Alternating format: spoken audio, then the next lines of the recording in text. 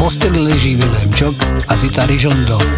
Po chvíli sa Vilém pricúli k Zite a tam mu ostalým hlasom povie: Neprosím ťa, dnes ma boli hlava, neprosím ťa, chytá ma únava. Nechcem kávu, ne žiadna káva, neprosím ťa, o polpate stávam. Na šestu padám do roboty a robote sa mi idioty.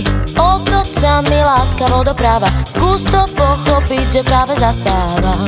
A Vilémčok kruto zaplakal. Prečo plačeš, Vilém? Prečo plačeš, Vilém? Lebo si mu práve vydala, lebo si mu práve vydala.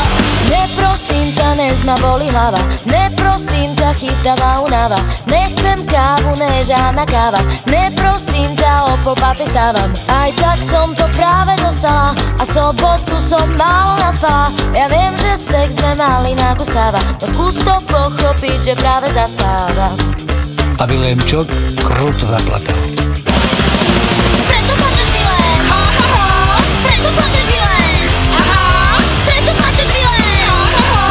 Prečo plačeš, Vilém? Lebo si mu práve vydala, lebo si mu práve vydala, lebo si mu práve vydala, lebo si mu práve vydala.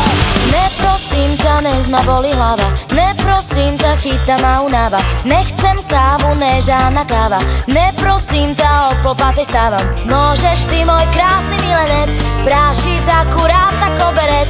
Počuj, Vilém, ty si fakt otráva, skús to pochopiť, že práve zaspávam. A Vilémčok kruto zaplakal.